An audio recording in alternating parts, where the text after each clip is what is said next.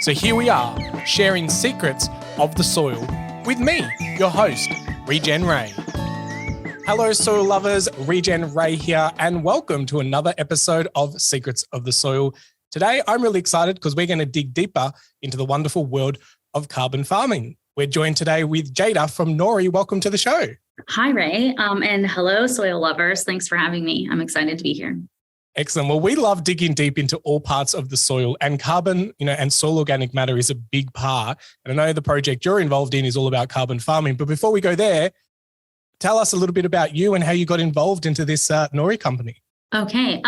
Well, actually, I came from a farm in Eastern Washington, and my dad has been a farmer for his entire life and his family for hundreds of years. And so I actually never wanted to be in agriculture, but after I graduated with an economics degree, I took a job just really quickly in crop insurance. And so I was a crop insurance agent for several years. And when I left there, I was just looking for both sustainability and ag. And usually, like in the United States, you don't really find a lot of those, at least at that time, that are mixing agriculture and sustainability. And I found Nori and I was like, this is a dream job. And so I applied for that. So I've always been really interested in sustainability and, getting away from fast fashion and also just agriculture in general. And so I'm really interested in soil also. So well, welcome. You're amongst other soil nerds. So what does Nori actually do, and why did you feel that it was your dream company? I think that's a very bold statement. Yeah, maybe I should walk that back. No, it really is. But Nori is a carbon marketplace. So we're technically carbon agnostic. So eventually we'll have different methodologies. But right now our first methodology is croplands methodology. So we're a carbon marketplace where we sell carbon credits for farmers who are practicing regenerative practices. So that could be reducing your tillage, adding cover crops, biodiversity, increasing your growing seasons, adding manure and things like that.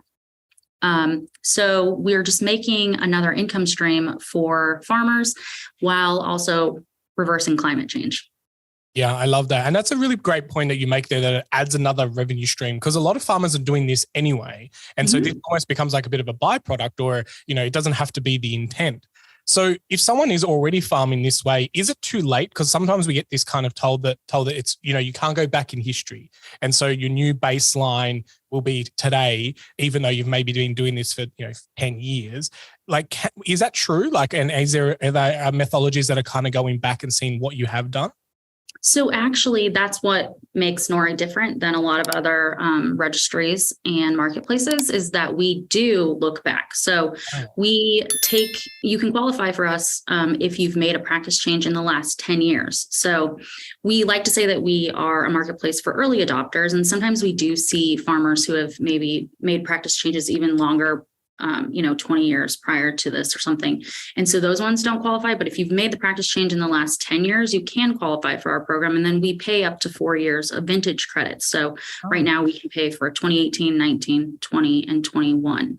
Wow. So that kind of sets us apart, where some of these other marketplaces are asking for you to make a change today and we'll pay you this much money for that.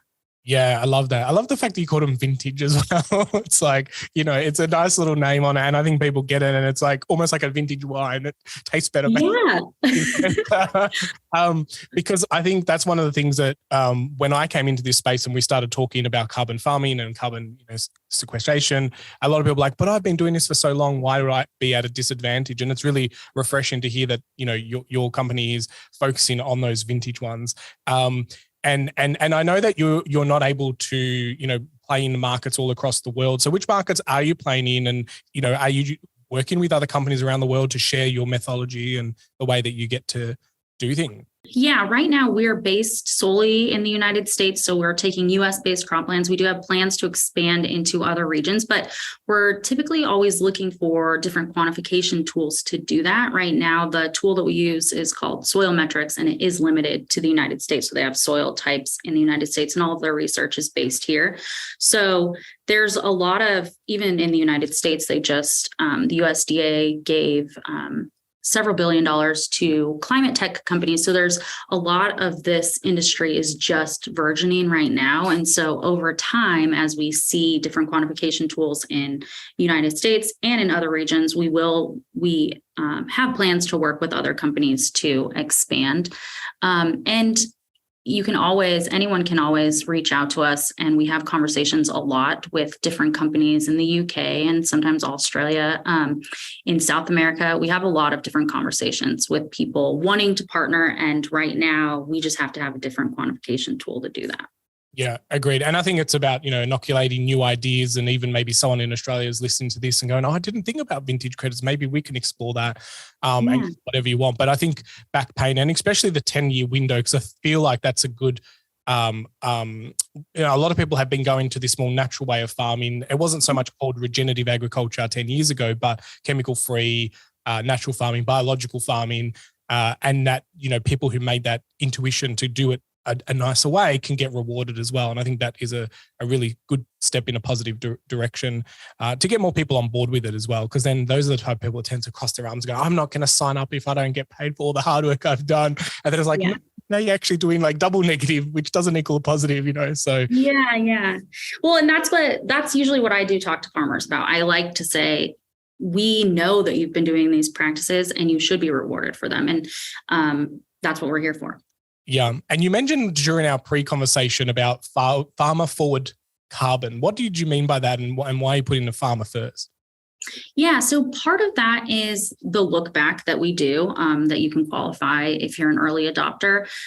Again, you've already been making these practice changes, and some of these other marketplaces are requiring that you spend a lot more money to make a practice change to maybe not get as much money as you will later.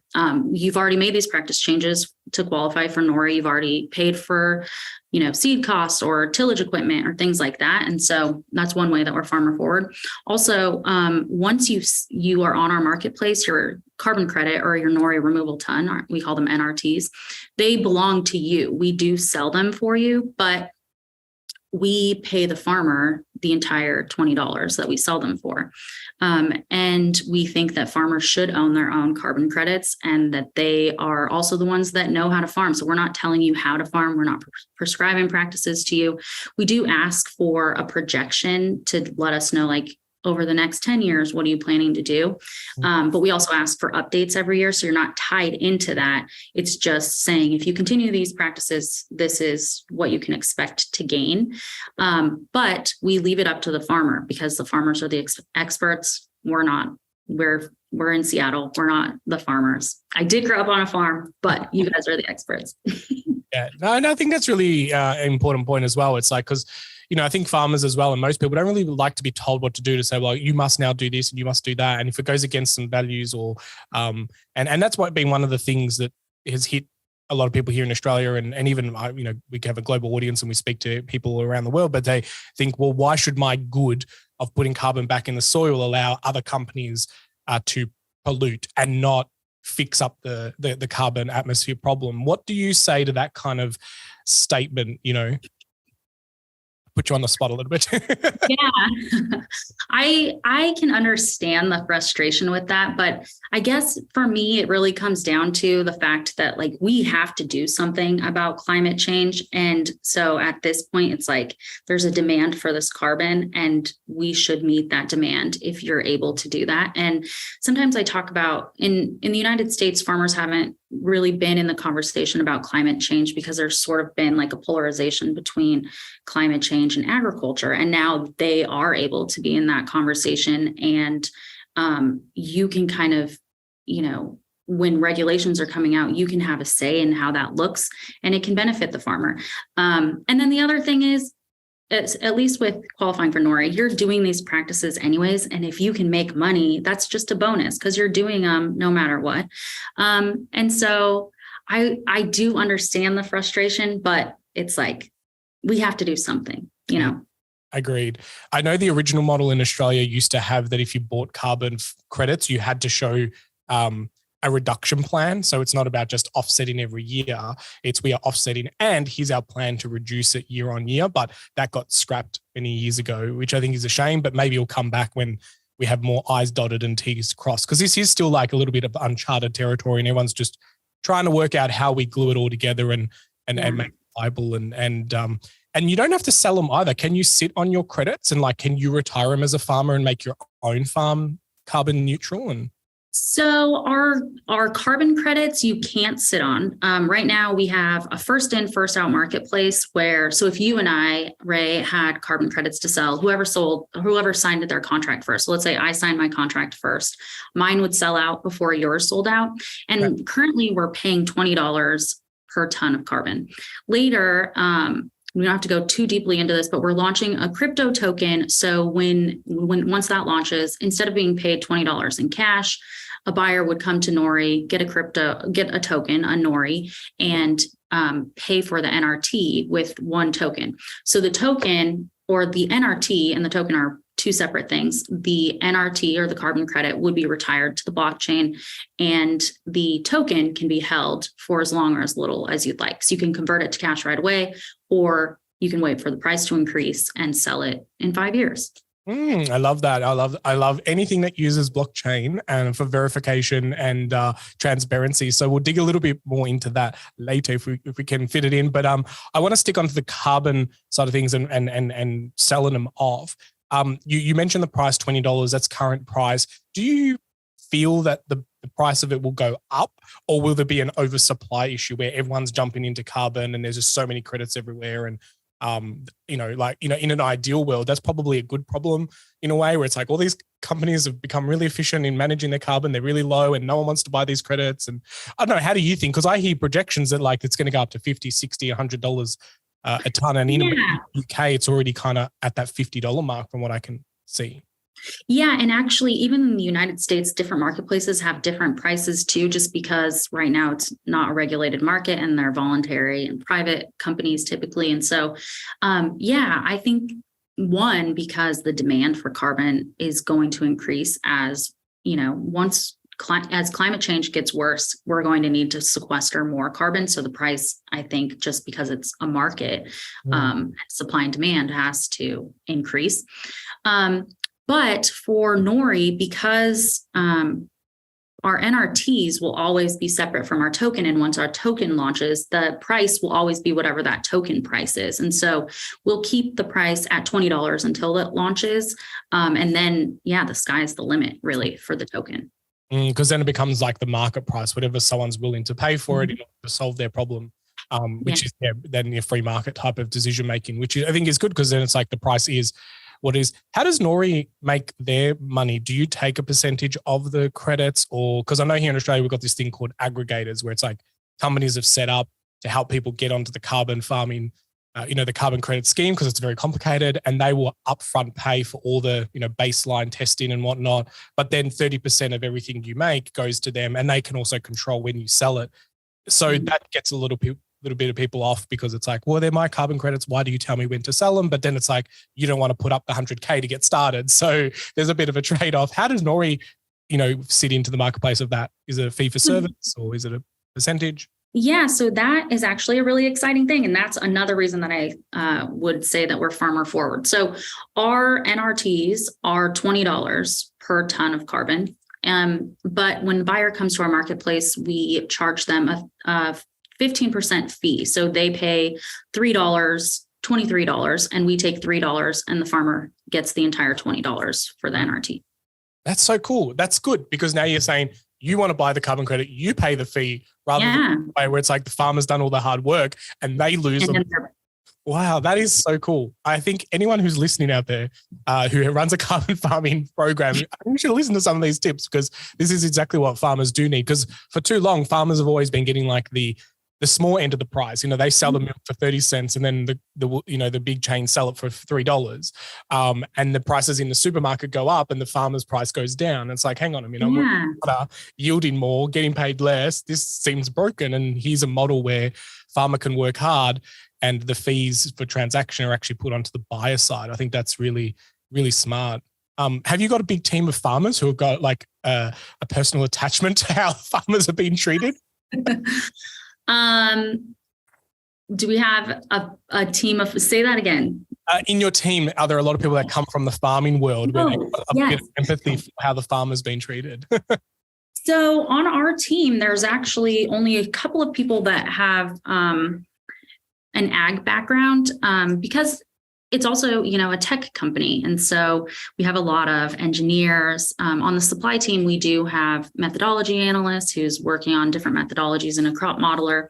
And then I come from an ag background and I kind of handhold farmers through our program. But we're obviously always really interested in anything that the farmers are telling us. And we have a lot of interest from the US that, every day we have a few farmers that come in and we'll have intro meetings with them. And so we're kind of building our base of farmers to hear from them too. That's great. That feedback loop of listening to the end user, I guess, of what they want and how they want to see it, which I think is awesome. And so we, I guess with carbon, soil organic matter and the carbon in the soil has so many other benefits. And you did mention before that you're not really prescriptive of the techniques and so forth, but what are some of the things that you've seen farmers do that have really gotten them some quick wins or quick results when it comes to carbon? You mentioned things like cover cropping or, what are some of the things that have gotten good results for people? Yeah, we've seen that. And I have to say that the projects that have come through Nori so far are mostly based in the Midwest of the United States, some in the Mid-Atlantic region. We are also wanting to expand across the United States too. But that's kind of where it all starts. And so we've seen mostly reduction in tillage, so intensive to no till, sometimes intensive to reduced till or strip till, and then a lot of cover crops. And then once in a while adding biodiversity. So in the Midwest, they're doing a lot of corn, soy rotations. They may add a wheat crop or add a perennial alfalfa or something, which is also nitrogen fixing, which is going to increase soil organic carbon. But we've seen, reduction in tillage makes a big difference. Cover cropping makes a big difference. And then on top of that, they're adding multiple things. So it kind of also depends on the soil type, of course, if you're irrigating or non-irrigated. And right now, though, with the projects that we've had come through, we see about 0.6 tons of carbon per acre per year sequestered. And I have to say that we use a modeling tool. So we don't actually use soil sampling yet. We're working on a soil sampling protocol, but we use modeling because the verification costs are less. And so sometimes if you're using soil sampling, maybe you'd see a little bit different because we can't account for every single thing that's happening on the farm because we're using this modeling tool. But so right now, about 0.6 tons of carbon sequestered per year per acre. Wow, that's pretty impressive. And because in Australia, a lot of the carbon projects are more grazing, using cattle as the grazers and that and so how what's the idea with the cropping? Because I'm curious to know a little bit more. Have you got any grazing projects or yours cropping, and what do you see the differences of the focus between the two? Yeah, right now Nori doesn't have grazing projects just because our tool is specific to cropped land. And so over time, we have talked about making a grazeland and rangeland methodology. But for sure, switching from monocrop to grazing would be a regenerative practice, and you'd see a lot of carbon sequestered. But this tool is not the best tool to account for just grazelands. So we have to have crops growing too.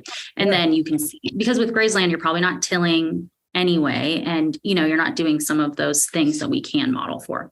No, that's cool. It's interesting to see the focus on, cropping land, where here it's such a focus on grazing land. And, the people cropping, they're like, what about me? And so, I guess you need to switch. Yeah, that's right. That's right. Because I think, so is your modeling tool, is it using satellite technology and infrared kind of things, or is it based on change of practices, your equation works out what it does? Yeah, it's a little of both. So the research behind it is from soil sampling across the United States. They take soil type into account, but it is modeling a change in practice. So from tillage to no-till, and whatever that change is. So Nori actually makes a baseline of 10 years prior to your switch in practice. So if you switch to from intensive tilling to no tilling in 2015, we take a baseline from 2005 to 2014 and compare the practices from those years to your switch in practice and say, if you continue these non-regenerative practices versus if you change in practice, what's the incremental change on top of that difference? And that's what we pay on. Yeah. Okay. Awesome. Yeah. That's really cool. Cause I know, a lot of the stuff here in Australia is looking at like satellite imagery and things like that, because I agree, keeping those costs down for verification. And, even if it is like every 5 years, there's a soil sample, or every 10 years, just to kind of course correct and go, oh yeah, we projected here, we're actually above, so we owe you more. You're under, you're in a bit of deficit. Would delay a few things. So like, I think that's really a nice kind of happy medium. Yeah, and we are also looking into like imaging tools that could help with verification too, and maybe bring the price of verification down. Because one thing with the Nori program is that farmers do pay the verification cost, and we've gotten it down to a much more reasonable level than it could be, because we're doing a third-party audit that's a desk audit, and so it's typically between $3,000 and $5,000, dependent on the complication of the project, if the farmer owns the land, how many fields are included, and things like that. Yeah, love that. Soil lovers, we're going to take a quick break, so stick with us. Hello, soil lovers. I hope you're enjoying today's guest and this podcast, but I wanted to just let you know that when you get excited about soil, just as you're hearing about our guests, then you will want to check out the Soil Learning Centre. The Soil Learning Centre is a hub that we put together and digitalized all the content over the years that were originally on DVD into this online learning experience. So if any of our guests or any of the topics that we speak about during the podcast whet your appetite and you want to get your hands dirtier and dig deeper and get educated around different things around soil, whether it be biodynamics, permaculture, whether it be using a microscope, or whether it just be hanging out with other like-minded educators, mentors, and facilitators, then the Soil Learning Centre is a place for you to hang out and dig deeper. That's the soillearningcentre.com. We have lots of different programs, courses, and even a membership. So if you want to belong to a community of other soil lovers, then that's the place to hang out. Well, until we meet again, enjoy the rest of this podcast. Back to the program. Welcome back, soil lovers. You're hanging out with Regen Ray and Jada from Nori. We're geeking out in soil and also carbon.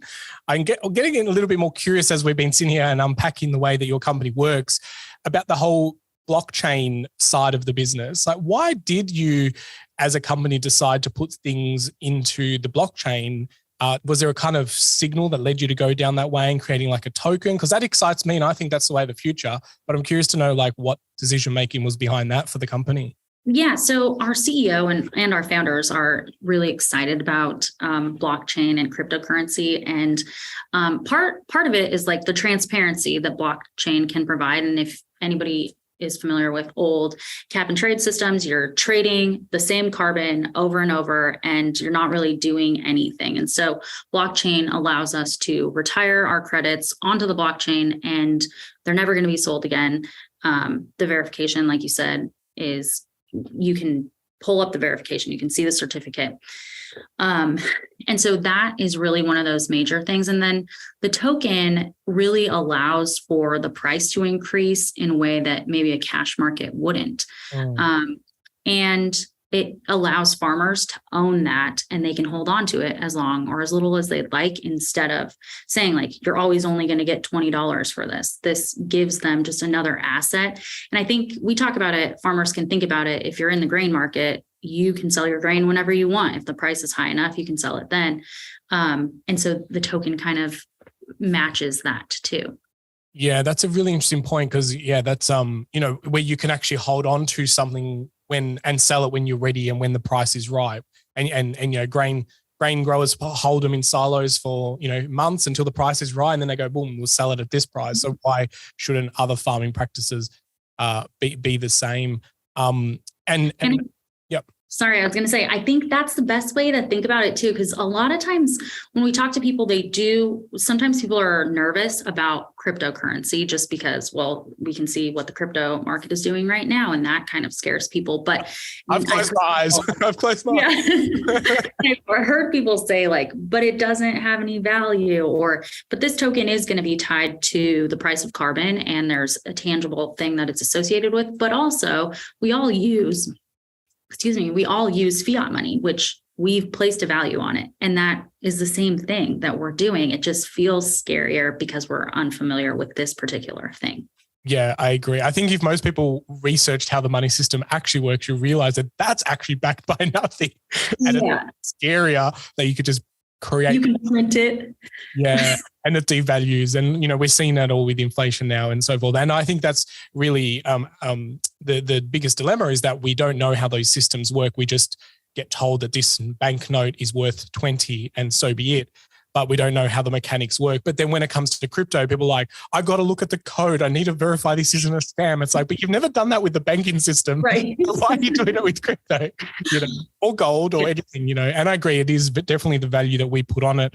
And, when certain things happen, whatever works well, is what's going to kind of float to the top. And you look at what happened recently, even with different wars that are broken out and crypto became the main way of sending support and money and things like that, over fiat and other things. So when you see a signal like that, where we can move really fast to fix and move value around, you think it definitely, I'm a buyer. I'm converted. I know that crypto and blockchain, and crypto is just the cash side of it, but blockchain is the real technology. It's all about, decentralized data storage.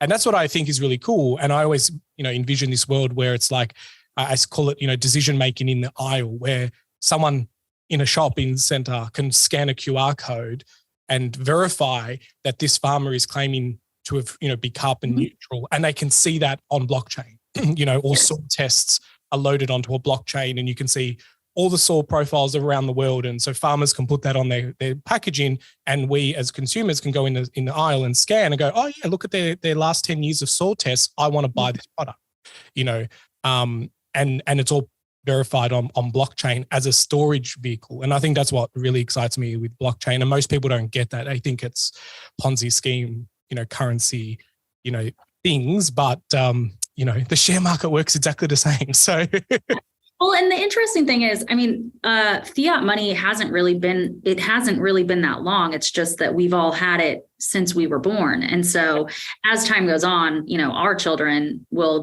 it'll be normal, but it just takes time to get everybody used to it. I literally said that to someone last night. I said, our current money system is only 50 years old. It came off the gold standard in 71. It's crazy. It's still new. And it's been the only, my generation, it's common. But for our grandparents, they saw that change. And yeah, you're right. Our next generation will see cryptocurrency as just the norm. Mm-hmm. So I love that. That's very cool. I can geek out about cryptocurrency all day. There's a question that we ask our guests, and I forgot to brief you on this at the start. So this is going to be really from your heart. But are you ready to become the voice of our soils? Sure. That feels so huge. Yeah, it is. It's the only question that we ask all our guests. Everything else has been, just a conversation. But we want our guests to become the soil and embody its energy and give the soil a voice. And so you have now become the soil. What would you like to say to the 8 billion people that are on our planet today as the soil? Wow. This feels like something that you should think about for hours before answering. That's a head question, not a heart question. And I want to get people. But it really feels like you have to say something so profound. I think I would just say, I'm here for you. Be here for me. Yeah, I love that. That's such a great thing. It's I'm here for you, so be here for me. And I think for all too long, we've just walked over soil and not really given it the time of day. We've been too busy looking up at the stars and exploring, the planets that we might inhabit one day, and we haven't looked down at our own soils. And say that as well, is that we know more about space and the deep oceans than the soil that actually feeds us and keeps us alive. So I love that response. That's awesome. Is there anything that you want soil lovers to kind of think about as they go on their day? Maybe they're listening to this in a tractor or while they're in the supermarket, but what's a thought that you want to leave people with just to kind of unpack when it comes to carbon, soil? Is it as scary as what most people make it out to be? Yeah, I think what I would talk about is I think sometimes farmers, there's a lot of trends that come in. And so this may feel like a trend that's coming and it's a fad that will be gone soon. And I think it's important to know that we really need carbon sequestered, and it's like vital to the world at this point. And farmers have the carbon. You're already doing this. We need you, and you should be part of this conversation. And I don't think it's not going away. And if Nori specifically is just focused on carbon removal. And so if you ever want to join us, I can hold your hand through the whole process. Yeah, it seems like you got a very caring value at the company where you're putting farmers first, and you know, even just saying that, like holding your hand, really taking people through this kind of unknown territory. And I do agree, it might seem like a trend, but it's just to me, it's the only way forward. And I agree, carbon is a cycle. We need to put it into we need to take more out of the atmosphere and put it in the soil or in the waters or wherever we put it. But it's definitely the fastest way that we can remove it from the atmosphere and put it back somewhere in a long-term kind of storage, and even having the ability to track it and measure it. I think more data points that we can have enables us to then make better decisions into the future. A bushfire comes through a certain area. We can say, okay, well, we've lost X amount of carbon back into the atmosphere. Team B over here on the other side of the world, let's go, faster to get some of that back into the soil. We can be a lot more responsive because we've got these gauges and what do you call them? Dials that we can kind of play around with a little bit better than just flying blind as we have been for so long.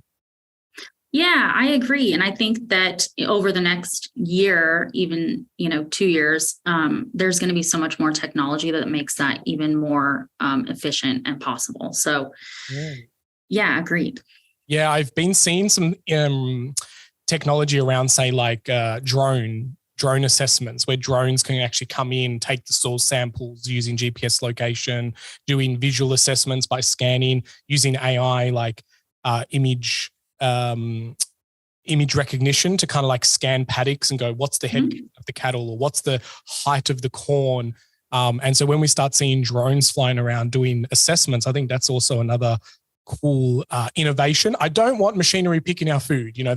I get excited about innovation, but then I also get weirded out when there's like robots going down aisles and picking carrots and weeding and stuff. And also, it's so cool that we can do things like that. But then you also think like it's taking a job away from someone else, but it's making it so efficient that you can bring the price down for the verification costs and all of these things. And so it's so cool, but there's always like, back and forth between AI. I agree. I don't want robots with no intention planting the seeds. I definitely believe that the farmer's intention goes through the energy of the seeds and into the soil, and grows the quality of food. And that's why I always love that. I know in America, CSAs or community supported agricultures are much bigger. In Australia, they're so small, but like that whole ability of supporting a farmer up front and saying, I believe in your farming practices, I want to buy a share in your produce up front, means that the farmer gets to plant that seed with the intention that this is already sold, not with the scarcity of, I hope this yields and I make money to pay the bank. It's a completely different energy. And, I think carbon farming and people who then sign up for that helps people get on board to say, I want to, believe in your farm and your practice. And I'm going to vote with my dollars, whether it be on blockchain or fiat, to support that type of farming. And robots just don't have that intention. It would just be a machine. Yeah, I love that. I actually hadn't thought about it that way. And I think that's a really good way to look at it. Yeah. Whenever we can empower farmers to plant with positivity as opposed to negativity, I'm all for it. And that's why I love, if this is a revenue stream that gives you your 20% profits that you're missing out, which means that you're going backwards instead of forward, why not? And a lot of people who have resistance in carbon farming, I always say, why are you leaving money on the table? If it's there and it can be the make or break. And if your neighbor's doing it, and you're not, you're going to be the farm that doesn't have that metric in the future. And you can't devaluing your farmland, because maybe in the future people are buying farms based on the value of carbon that's in it, not the land size, Yeah, actually, I've talked to people that have considered this when they're buying land. How much, and right now, the price of carbon is lower than we'd like it to be, but they're thinking about it in the future. Like, how much money can I make off of carbon farming too? But the carbon farming is relative to the fertility of the soil. So like if you buy farmland in the future, who cares how big it is? You want to know how deep the carbon is, because that's going to be, and so right. that's What's the baseline of carbon? Yeah. It's like I don't know if in America you have the 5-star energy rating for homes and things that are built, but here, it's like people paid more for homes that were 5 stars or 6 stars or 7 stars because they knew that their cost of running that home would be less. I believe future farms will be bought the same. It's like, what's your carbon levels? And I'm going to be buying into this farmland based on the carbon levels, not, so it's got nothing to do about trading them. It's about setting yourself up for success of like what trading land could look like in the future. The yields and the fertility and the nutrient density of the food, growing better quality food is going to matter a lot more. A big believer of maybe we should all eat less, but better quality rather than, so love that. Jada, how can people get around your website, your brand, have a chat with you if they're in the US space and want to dig deeper into this carbon farming with Nori? How do they hang out with you? Well, you can either email me directly, Jada at Nori.com, or hello@Nori.com. And just let me know that you would like to sign up, and I can send you an interest form. And we also have a website, Nori.com, if you want to take a look at what we haven't talked about. We've covered a lot, but there's still really cool stuff to see. So I look forward to hearing from all of you. Excellent. Well, there you go, soil lovers. As always, the links will be around the show notes or the video, however you are watching. Jada, any final last thoughts? Yeah, I would just say thank you for having me. This was really good. And I'm still thinking about what you would say if you were soil. I love that question. It really made me think. I'll continue thinking about it. So thank you, soil lovers. And Ray, thank you.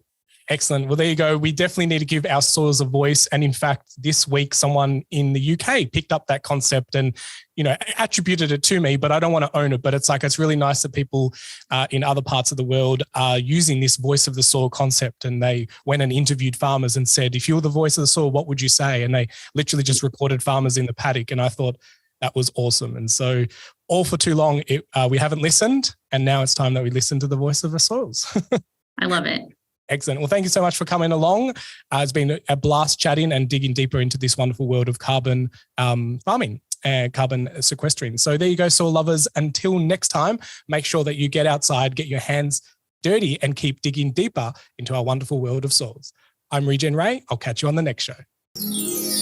Wait, before you hit the skip button, if you're a soil lover and love listening to my podcast, then I want you to discover more by getting access to my Patreon, where I share behind the scenes and bonus content that doesn't always make the conversations on the podcast. So head over to secretsofthesoil.com/support, where for a very small fee, you get to hang out with me and other soil lovers, where we get to geek out about soil and get access to exclusive content. It's very exclusive. No, not really. It's just a lot of fun and a way that we get to support this podcast together in order so that we can have deeper conversations all about soil from mentors all around the world. So what are you waiting for? Go on, show your support and token appreciation for this podcast. Until next time.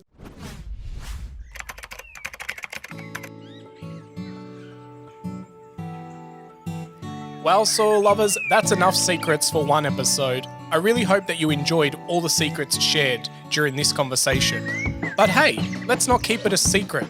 Please share this podcast around and make sure that you like it and leave us a review, because that really helps spread the secrets of the soil. Until next time, remember, get outside, get your hands dirty, and keep digging deeper into your soils.